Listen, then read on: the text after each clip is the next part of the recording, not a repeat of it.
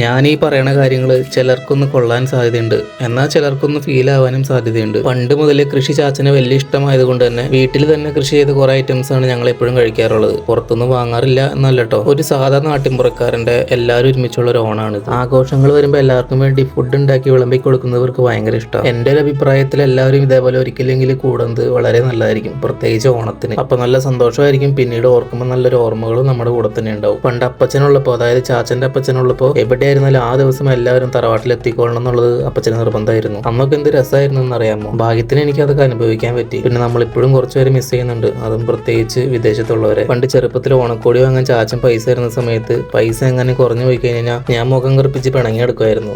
അതങ്ങനെ കണ്ടു കഴിയുമ്പോൾ ചാച്ചൻ കുറച്ചും കൂടി പൈസ എടുത്തു തരും. ആ സമയത്ത് അത് ഭയങ്കര സന്തോഷമായിരുന്നെങ്കിലും പിന്നീട് സ്വന്തമായി അധ്വാനിച്ചു തുടങ്ങിയപ്പോഴാണ് പൈസയുടെ ആ ഒരു വിലയും അതിന്റെ പിന്നിലുള്ള എഫേർട്ടുകളൊക്കെ നമ്മൾ മനസ്സിലാക്കണം. 4 പേരടങ്ങുന്ന ഈ വീട്ടിലെ ഞങ്ങളുടെ അന്നത്തെ പഠിപ്പും ആവശ്യങ്ങളും അന്നത്തെ ഒരു കുറവും കൂടാതെയുള്ള ആഹാരവും മാനേജ് ചെയ്ത് എങ്ങനെയാണ് ഒരു കൂലിപ്പണിക്കാരൻ സന്തോഷത്തോടു കൂടി ഒരു ഫാമിലി മുന്നോട്ട് കൊണ്ടുപോകണമെന്ന് ഓർത്ത് ഞാൻ ഇപ്പോഴും ആശ്ചര്യപ്പെടാറുണ്ട്. ഇപ്പോഴാണ് എല്ലാവരും ടെൻഷൻ, ഡിപ്രഷൻ എന്നൊക്കെ പറഞ്ഞ് നടക്കണതാണ്. പണ്ടൊക്കെ അത് അവരെ എങ്ങനെയായിരിക്കും മാനേജ് ചെയ്തിട്ടുണ്ടാവുക. ഒരു ഫാമിലി മുന്നോട്ട് കൊണ്ടുപോകാന്ന് പറയുന്നത് അത് അത്ര ഈസി ആയിട്ടുള്ളൊരു കാര്യമല്ല. ഇപ്പോഴത്തെ ചില കോളേജിലൊക്കെ സെലിബ്രേഷൻസ് കാണുമ്പോൾ ഞാൻ കരുതാറുണ്ട് അതൊക്കെ വീട്ടുകാരെ ബുദ്ധിമുട്ടിക്കാതെ അവരുടെ പൈസയ്ക്ക് തന്നെ ആവണം എന്നുള്ളത്. പക്ഷെ കുറെ പേരൊക്കെ അങ്ങനെ സ്വന്തമായിട്ട് അധ്വാനിച്ച് അടിച്ചു പൊളിക്കുന്നവരുണ്ട് കേട്ടോ. അങ്ങനെയുള്ളവരെ കാണുമ്പോൾ എനിക്ക് ഭയങ്കര ഇഷ്ടം. പിന്നെ ഇത്തവണ ഞാൻ ഓണത്തിന് അങ്ങനെ എങ്ങും സെലിബ്രേറ്റ് ചെയ്യാനൊന്നും പോയിരുന്നില്ല. ഓണക്കോടി വാങ്ങിയില്ല, അല്ലെങ്കിൽ ഓണത്തിന് മുണ്ടെടുത്തൊരു ഫോട്ടോ അത് സോഷ്യൽ മീഡിയയിൽ നിർബന്ധമായിരുന്നു. ഇപ്പൊ അങ്ങനെ അതിനുള്ള മൂടൊന്നുമില്ല. ഇത്തവണ ഇവരോടൊപ്പം അതും ഞങ്ങൾക്ക് എല്ലാ പ്രാവശ്യം കിട്ടാറുള്ള ഓണത്തിന്റെ ഉരുള അതും കിട്ടി. വെഡിങ് ആനിവേഴ്സറി ആയ എന്റെ ഒരു ഗിഫ്റ്റ് അനിയത്തിയുടെ വക അതും കൊടുത്ത് ഞങ്ങൾ ഓണം അവസാനിപ്പിച്ചു. ഇനി നിങ്ങൾ പറ, നിങ്ങളുടെ ഓണം എങ്ങനെ ഉണ്ടായിരുന്നു? അടിപൊളിയായിരുന്നോ?